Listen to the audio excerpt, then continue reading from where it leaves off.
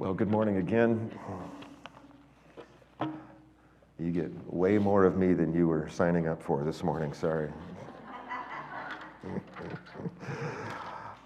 It is always such a pleasure to be asked to bring the message, and so it is again this morning. For those of you I don't know, I'm Don. I am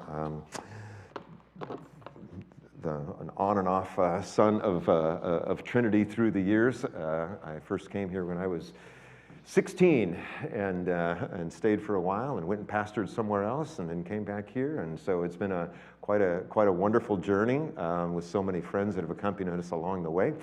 And along the way, there has been so much to learn. Do you find as you get older that I was going to say as you get older that you know less, but maybe as you get older that you know less. The certainty of youth that you know a lot gets chipped away pretty consistently, does it not? And in the end, if we can accept that, that's very, very good. But it is a humbling journey sometimes. I recently ran into one of my mentors in the faith, a man named Gary Fox, who was the executive director of Youth for Christ in Sacramento for 40 some odd years. And an incredible man of God, humble leader, always happy to get his hands dirty. And he taught me so much when I was a young minister. And I ran into him recently and he said, "Hey, what's going on?" And like any child running into their mentor, I'm like, "Oh, let me tell you, this is we're doing. We're getting to do this, and we're getting to do this, and we're getting to do this." Looking back, it was almost kind of silly. But as I was telling him excitedly about all of the wonderful things that we were getting to do and participate in, he said, "Wow, sounds like you've been really available." And with those simple words, he reminded me that I wasn't really doing anything, that I was simply being available for what God was doing at any given time. And that was a couple weeks ago, and I've been reflecting on it quite a bit this morning, and it's part of what I want to share with you this morning. That idea of being available for God. I've been around church culture enough to hear phrases like, God is on the move, or God is doing a new thing. And I get it. I understand why people say that, but it almost sort of sometimes implies that sometimes God is not on the move, or that God is not doing something. I'm not sure that's true. It's hard for me to imagine God sitting around taking a break for a while. I think God is moving all the time. And the difference is, do we perceive it, perceive his move, and are we receptive to that? This idea of being available for what God is going to do is such a powerful thing, because first of all, it puts God back in the place of the catalyst instead of us. We're not the ones making things happen. God is at work, and we get to participate in it. And it's a real different mindset. So much of the Bible is about availability, if you stop and think about it. Jesus' disciples are doing what they're doing. They're fishing, they're tax collecting, they're doing their things. And Jesus comes along and goes, "You, with me." And at that moment, they face a choice. Drop the nets and come. Stop what you're doing and disrupt your life rhythm and go a different direction, or not. And of course, they had that way. One of the greatest ones of availability is Moses in the burning bush. You remember that story, right? Moses sees the burning bush, and God's like, "I want you to be the person that I'm going to send to set my people free." And Moses is like, "Well, I don't think so. I'm not that smart. I don't speak that well." He's got all of his excuses and everything. Moses is like, "I don't speak well." And God's like, "Dude, who do you think gives men their voice in the first place?"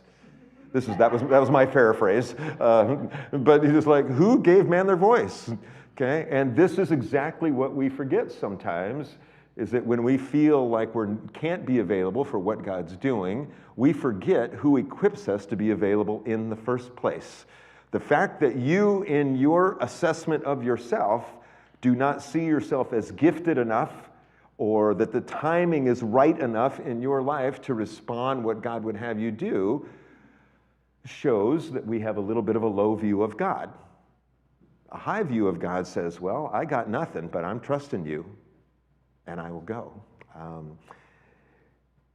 And it's funny, the biblical stories of people being available, they're grand and they're miraculous and they're wonderful. But I want to tell you that availability for what God's doing, I have come to believe this so much, is actually much more often quiet and unseen. There are people working because God responds in their heart, and you don't even know what they're doing. You don't even know all the work that they're doing. You know those, we all know those unsung heroes, right, that are doing what they did. My mother-in-law passed away 2 weeks ago at age of 94. If you know Myrna, she lived a beautiful, happy, joyful life.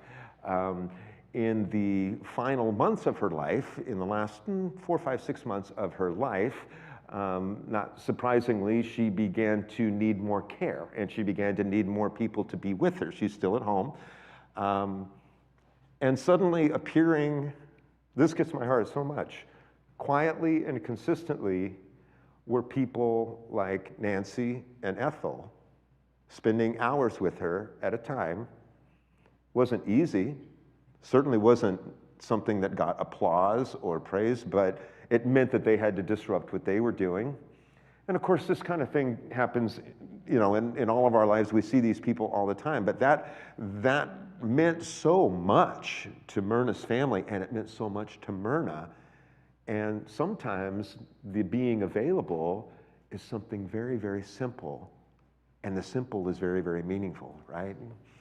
I want to look this morning at Isaiah 6. Isaiah is an interesting cat. If you study Isaiah in the Old Testament, he is an interesting guy. He is not your warm and fuzzy pastor. He's going to bring it. If you start reading, if you've never read the book of Isaiah before, read chapter 1, and you will go, wow, this guy would get fired in today's church, because he brings it and condemns the church for some of its actions and putting on big shows instead of being earnest about what they're doing. Well, in Isaiah 6, he tells this story of a vision that he has and a calling that comes on his life. I'd like you to read along with me if you can. Isaiah 6, beginning in verse 1. In the year that King Uzziah died, I saw the Lord, high and exalted, seated on a throne, and the train of his robe filled the temple. So he's having this vision of God on the throne. Above him were seraphim, winged creature, right? Each with 6 wings. With 2 wings they covered their faces, with 2 they covered their feet, with 2 they were flying, and they were calling to one another, Holy, holy, holy is the Lord Almighty. The whole earth is full of his glory. At the sound of their voices and doorposts and threshold, at the sound of their voices, the doorposts and threshold shook, and the temple was filled with smoke. Okay, pause. Okay. Who's had one of those dreams that is so intense you are sure you are standing in the middle of it? You are absolutely sure it is not a dream. Most of us have had one of those, right? Okay. This, whether this is a dream or a vision, Isaiah sees himself there and pictures himself very much there. And imagine yourself there as though it were reality. You've got weird winged creatures singing praises to God, the doorposts are shaking, and you're looking at God on the throne. If you try and put yourself into that picture, that's the point where I'm like slapping myself going, wake up, wake up, wake up. I don't want any more of this. It's scary, right? And that was, to some degree, Isaiah's response. He says, verse 5, Woe to me, I cried. I am ruined. I'm done for. For I am a man of unclean lips, and I live among a people of unclean lips, and my eyes have seen the King, the Lord Almighty. There is no way that this guy, impure, unclean, full of sin, can look on a holy God and not have this go badly. I'm toast. His recognition of his position related to who God is and where God is very profound, and you can, woe to me, I'm ruined. And so he's standing there with this sense of smallness and unworthiness before God, and he's not wrong. He is small and unworthy before God. And my pages chose this moment to be stuck together. There we go. Then one of the seraphim flew to me with a live coal in his hand, which he had taken with tongs from the altar. So the weird angelic creature doesn't just grab the coal, he even grabs tongs and brings it. It's a live coal, right? And he brings it, and he touched my mouth and said, "See, this has touched your lips. Your guilt is taken away, and your sin atoned for." This is such an interesting, the weirdness of the scene aside, the idea that Isaiah recognizes that he is unworthy and unclean. And then one of God's agents comes and brings a purifying coal, and suddenly says, yes, acknowledging, yes, you are unworthy. However, you are cleansed. Here, I'm going to bring cleansing to you. Then I heard, in verse 8, then I heard the voice of the Lord saying, "Whom shall I send, and who will go for us?" And I said, "Here am I, send me." The same guy who a minute ago was going, I got nothing, I am unholy, I'm unworthy, is now saying, yes, whatever you need, I'm on it. What do you want? I will go. What happened in between? What happened in between was the cleansing that came by God that made him worthy, that made him unafraid, that made him willing to go. And somewhere in here are some steps of availability of how we get to the process of really being available for what God's doing. The first step is this: we do have to recognize before whom we stand. We have to have a high view of God and a recognition that we are not him, he is not us, and the gulf between us is quite vast. That doesn't mean you have to go negative on yourself. It doesn't mean that you have to beat yourself up. It's just a recognition. There's God and there's me, and that's a vast gulf in between. And the second step on the way to that availability is recognizing that a cleansing is necessary. Please raise your hand if you are sin-free. Thank you for not raising your hand. That would have been a whole different sermon, right? Right, we understand this, right? We understand this. I am a flawed and arrogant and selfish man. I am. There's just so much of that in me, and there are times I'm confronted by it, and it disgusts me, and I'm despairing of it. Does this resonate with anybody in your life? Not going, yes, you're a selfish, arrogant man. Yeah, yeah, you totally are. But this is the walk of faith, right? At times we look at ourselves, and it's despairing, is it not? Aren't there times when it's just, please tell me I'm not the only one, right? It is really, and you recognize that on your best day, there's still a wide gap between where God would call you to be and his holiness and your version of righteousness as best you can manage it, right? And so recognizing that a searing cleansing is needed. Fortunately, I have not yet encountered anything that suggests that you actually need to have a literal live coal pressed to your lips. That would be good. But how many of you can say that your speech And your heart that is behind your speech sometimes needs a good cleansing. It needs a good cleansing. I'm not talking about you're saying dirty words. I'm talking about you're saying words that aren't encouraging, that may be gossipy, that may be putting people down, instead of lifting them up, as the word tells us to be encouraging to one another. There are times that my speech is nowhere near that, and certainly the heart behind it is nowhere near that, and I need to be confronted by that. That's the searing cleansing that comes when God says, you know what?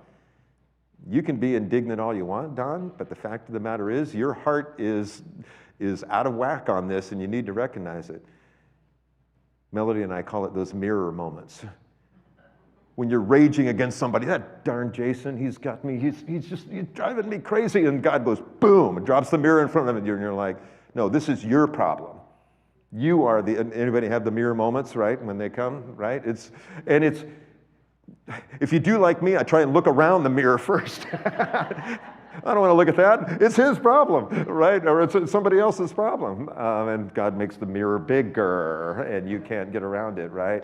So that searing cleansing is needed, but we get the gift of confession and repentance, and there is a cleansing that comes. You, in all of your foolishness, in all of your flaws, in all of your sin, in all of your selfishness, in all of your junk, can still be used by God when the cleansing comes.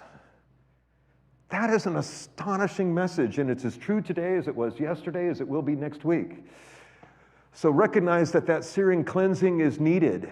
Sometimes we want to go straight from, okay, I'm standing before God, I don't want to be cleansed, I just want to go do his stuff. It's like, look, we need to start with you.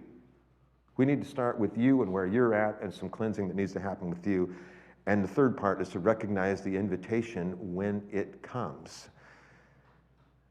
Isaiah, first thing after getting cleansed is God's going, who's going to go for us? Who's going to take the word out for us? And Isaiah is like the little kid, pick me, send me. And he wants to go, and he wants to be part of that. Here's my question for you this morning, church. How's your availability for what God is doing? It's going to require, and we're just talking about you individually at the moment, it's going to require a real recognition of who God is. Mere religion won't get it done. This same guy is that guy I talked about that wrote Isaiah 1, that just blistering the church for putting on big shows and having no heart for the poor. And so mere religion's not going to get it done. There has to be a real recognition of who God is. There has to be on your part a willingness to go, okay, yeah, I am unworthy, not in a defeat yourself kind of way, but recognizing that you need God and you need that cleansing. And then having received that, are you open to what's going to come rolling up to your door today, next week? I guarantee you this, it will be inconvenient. It will absolutely be inconvenient. It'll make you have to disrupt your agenda, what your schedule is, maybe what some of your goals are, the way you thought your life was headed. When you're talking about God giving an invitation and you being available for it, it's going to first mean that being available means you're going to have to be unavailable for something that you were planning to be available for before. I'm not sure that even made sense to me, but you get it.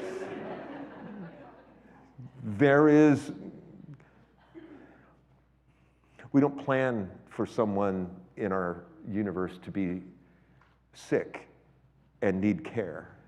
We don't plan for someone who's very poor or perhaps unsheltered to need a meal. We don't go into our day going, I think that's going to happen at 3 o'clock. But when it happens, is there an availability? Is there a willingness to pivot? And is it not a begrudging, well, okay, I guess we got to do this thing. But is it what Isaiah did, which is like, here I am, send me. Don't send these guys, I'm the guy. I'm the one you want, send me. I'm ready to go, I want to do it.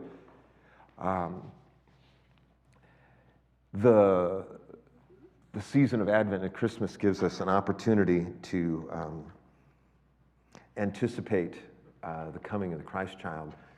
You know who told us first about the coming of the Christ child, right? Isaiah. And all of those beautiful scriptures that we have during the Advent season, unto us a child is born, unto us a son is given, these are all Isaiah. And he was used mightily by God.